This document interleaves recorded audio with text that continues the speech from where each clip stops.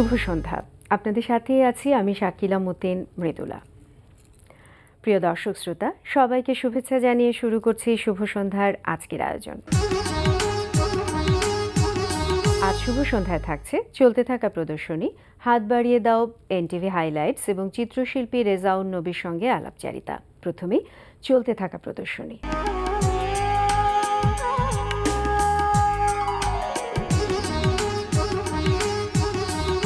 জানিয়ে দিচ্ছি চলতে থাকা চিত্রকলা প্রদর্শনীর সময়সূচি।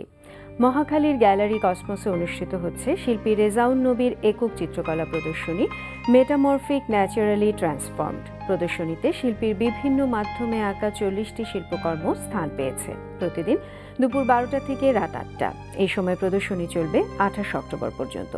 ধানমন্ডির ইএমকে সেন্টারে অনুষ্ঠিত হচ্ছে শিল্পী মোহাম্মদ মঈনুদ্দিনের একক চিত্রকলা প্রদর্শনী ম্যানিফেস্টেশন অব দ্য হিউম্যান।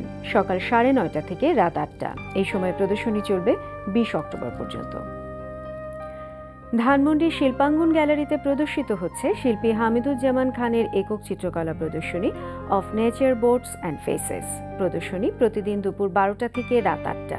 এই সময় চলবে 30 অক্টোবর পর্যন্ত।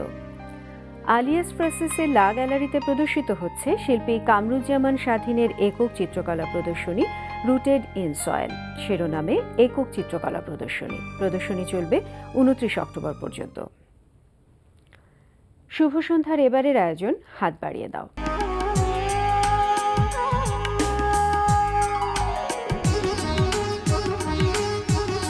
শুভ সন্ধ্যায় হাত বাড়িয়ে দাওয়ের আবেদন দেখে আপনারা যারা সহযোগিতার হাত বাড়িয়ে দিয়েছেন তাদের প্রত্যেকের প্রতি আন্তরিক কৃতজ্ঞতা। এবার জানিয়ে দিচ্ছি আমাদের কাছে পাঠানো একটি মানবিক সাহায্যের আবেদন। তরিকুল ইসলাম আমাদের বন্ধু, আমাদের সহকর্মী, সহযোদ্ধা, যিনি চ্যানেল আই, এনটিভি, চ্যানেল 9 ও যমুনা নিউজের মতো বড় বড় টিভি চ্যানেলে চিত্রগ্রাহক হিসেবে কাজ করেছেন। ক্যামেরা নিয়ে দৌড়ে বেরিয়েছেন ক্রিকেট এবং ফুটবলের মাঠে। আজ তিনি মরণব্যাধি লিভার ক্যান্সারে আক্রান্ত হয়ে মৃত্যুশয্যায়। বিশেষজ্ঞ চিকিৎসকগণ তাকে উন্নত চিকিৎসার জন্য দ্রুত দেশের বাইরে নিয়ে যাওয়ার পরামর্শ দিয়েছেন, কিন্তু দেশের বাইরে নিয়ে চিকিৎসা করানোর মতো সামর্থ্য নেই তরিকুলের পরিবারের। তাই তার পরিবার চিকিৎসার জন্য তাকিয়ে আছে আমাদের সকলের দিকে। চিত্রগ্রাহক তরিকুল ইসলামকে বাঁচাতে এগিয়ে আসুন, সাহায্যের হাত বাড়িয়ে দিন। সাহায্য পাঠানোর ঠিকানা আফিয়া খন্দকার, সঞ্চয়ী হিসাব নম্বর 200-200-104461, ঢাকা ব্যাংক লিমিটেড, উত্তরা শাখা, ঢাকা। Mobile phone number 017-1157-3811। দেখছিলেন হাত বাড়িয়ে দাও। এবার এনটিভি হাইলাইটস।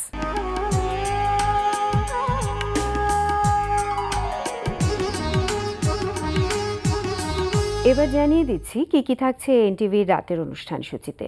সন্ধ্যা 6:45 দেখবেন ধারাবাহিক নাটক story board.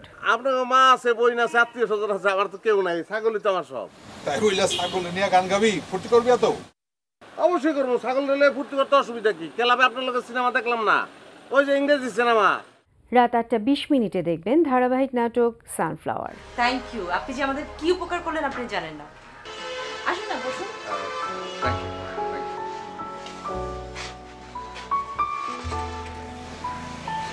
Actually, it was my duty to help you. কারণ আপনি আমাদের হেল্প করেছেন। না না, ইটস ওকে। আচ্ছা, আমার একটা প্রশ্ন ছিল, যদি কিছু মনে না করেন জিজ্ঞাসা করি। মনে করে কি আছে বলুন। আসলে আমি দেশে ছিলাম না অনেক বছর, প্রায় 10 বছর তো হবেই। রাত 9টায় প্রচার হবে ইভান শাইরের উপস্থাপনায় জাহাঙ্গীর চৌধুরীর প্রযোজনায় অনুষ্ঠান বন্ধু তোমারই খোঁজে।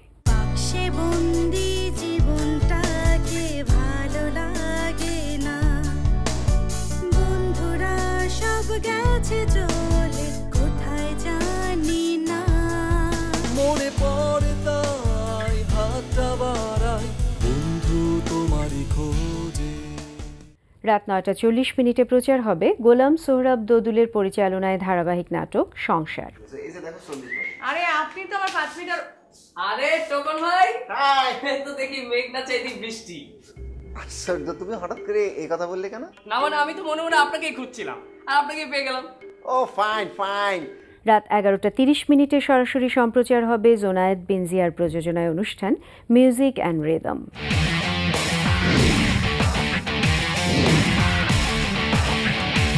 এই ছিল এনটিভির রাতের অনুষ্ঠান সূচি। এবার আলাপচারিতা।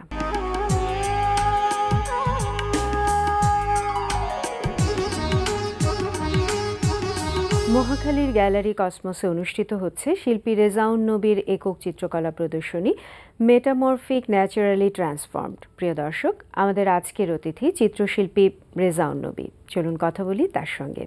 শুভ সন্ধ্যা। শুভ সন্ধ্যা। আপনাকে? ভালো আছেন? তো আছি। খুব ব্যস্ত সময় যাচ্ছে নিশ্চয়ই। 14 তারিখ থেকে উদ্বোধন হলো আপনার একক চিত্রকলা প্রদর্শনীর। উদ্বোধনী দিনে কারা উপস্থিত ছিলেন প্রদর্শনীতে? আমাদের প্রিয় মন্ত্রী মহোদয় নাসরুল হামিদ এমপি, উনি honourable state minister, ministry of power, energy and mineral resources, শিল্পী রফিকুন নবী, তারপরে ছিলেন শান্তা গ্রুপের মিস্টার জামিল, আর বিজিএমইর সিনিয়র ভাইস প্রেসিডেন্ট ফারুক ভাই ছিলেন। এছাড়া অনেক পরিচিত বন্ধু বান্ধব, অনেক দর্শক উপস্থিত ছিলেন এবং শিল্পী সমাজের অনেকেই ছিলেন যারা আপনার বন্ধু। হ্যাঁ, শিল্পীরা তো অবশ্যই, তারা প্রত্যেকের ছবি দেখার জন্য আগ্রহে বসে থাকে, কারণ একসাথে একটা একক প্রদর্শনী করলে যারা শিক্ষানবিশ তারাও আসেন, বন্ধু আর্টিস্ট যারা আছেন বা আমাদের শিক্ষক যারা আছেন তারাও আসেন। তো একসাথে অনেকগুলো কাজ দেখার সুযোগ, ওই জন্য কেউ এটা মিস করে না। হয়তো কেউ উদ্বোধনী দিনে আসে বা যতদিন চলবে ততদিন মাঝে মধ্যে আসেন। যেমন গতকালকে কম করে হলেও শিল্পীদের ভিড় ছিল বেশি, 25 জন শিল্পী একত্রে, এটা আমার বড় পাওয়া। 29 তারিখ পর্যন্ত চলবে আপনার প্রদর্শনী। নামেই বোঝা যাচ্ছে যে বেশ কঠিন একটি বিষয়, মনস্তাত্ত্বিক একটি বিষয় আপনি বেছে নিয়েছেন। একটু যদি বিষয়টা সম্পর্কে বলেন। হ্যাঁ, আমাদের মন তো আসলে কঠিন জিনিস, তাই না? অ্যাবস্ট্রাক্ট ব্যাপারটা আছে এখানে। যেমন প্রাকৃতিকভাবে আমরা যে জিনিসগুলা, প্রকৃতির মধ্যে যে জিনিসগুলা দেখি, আমার তো মনে হয় মানে এগুলো অ্যাবস্ট্রাক্ট। আমরা মানে এই যে কথা বলছি, একটু পরে চলে যাব যার যার কাজে, কিন্তু ওই টাইমটা একটা মানে ইলিউশনের মধ্যে থেকে যাচ্ছে, এবং কে কিভাবে নিবে সেটাও কিন্তু একটা ইলিউশন। হ্যাঁ, তো মানুষ মাত্রই কিন্তু তার বোঝার এবং দেখার একটা আলাদা ভঙ্গি আছে। তো সে লেখাপড়াওয়ালা মানুষও হতে পারে বা লেখাপড়া করেনি, প্রত্যেক মানুষের কিন্তু এটা আছে। কিন্তু আমরা যেহেতু চিত্রকলায় পড়াশোনা করে দীর্ঘদিন ছবি আঁকছি, তো এটা আমি যেটা ভাবছি সেটাকে আনার হয়তো কৌশলটা আমি দেওয়ার চেষ্টা করতে পারি।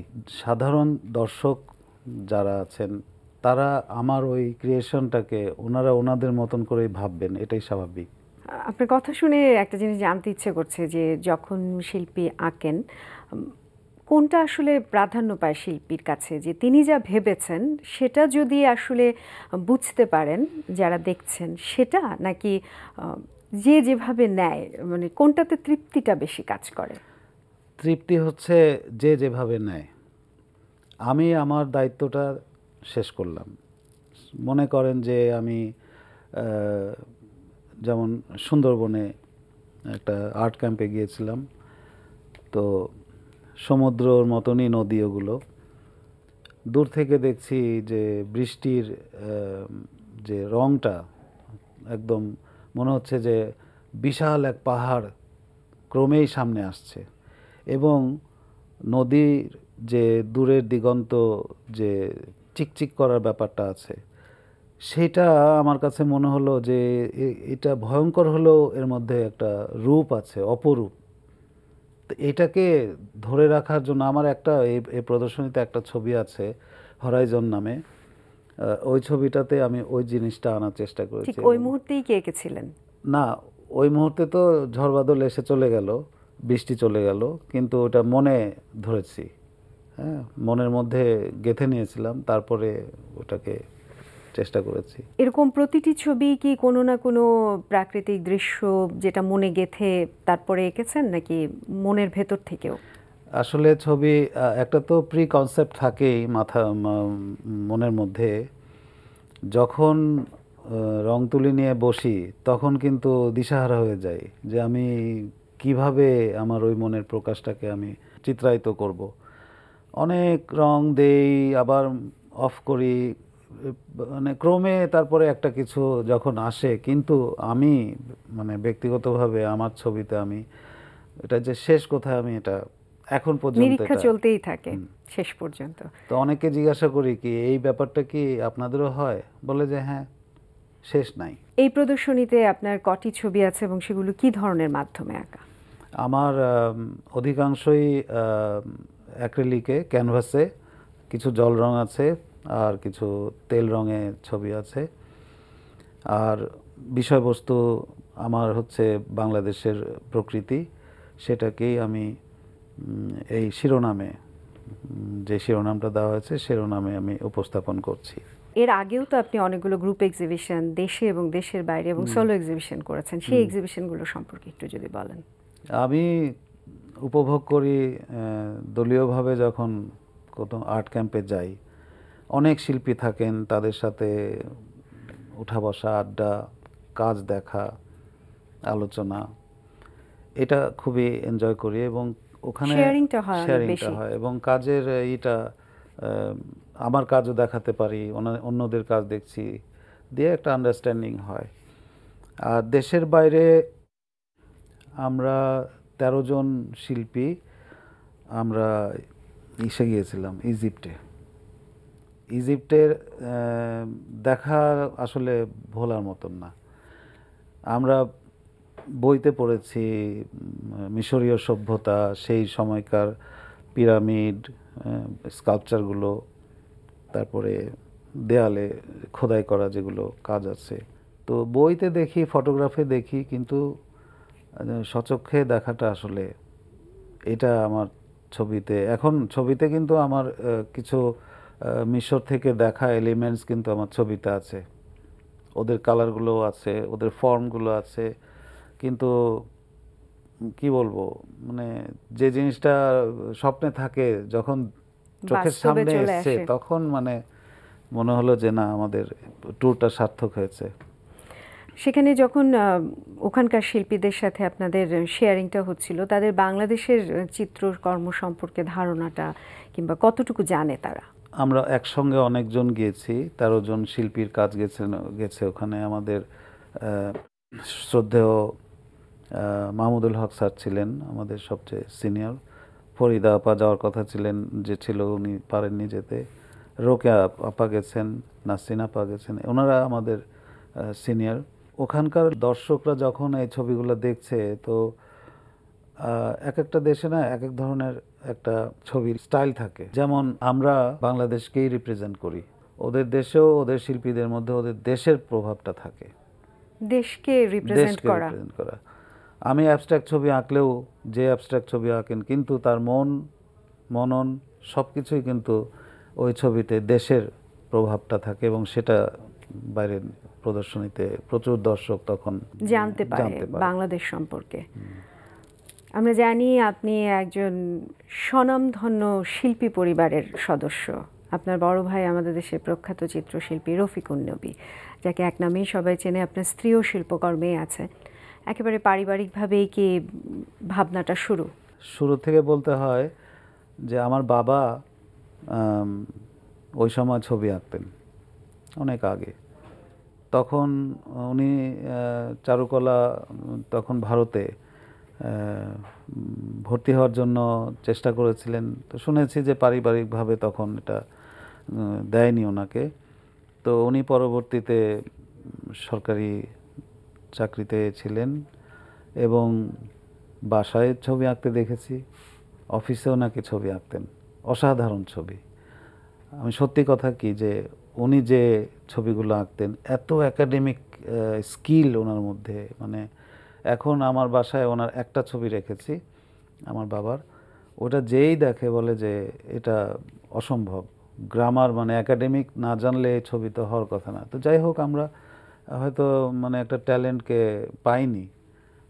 উনি শিল্পী হলে আমরা হয়তো আরেকজন বড় মাপের একজন কিন্তু শিল্পী তিনি পেতাম। প্রতিনিধি ওনার রেখেছেন। ওই উৎসাহটাই পরবর্তীতে মানে আমার বড় ভাইকে দিয়েছেন চারুকলায়।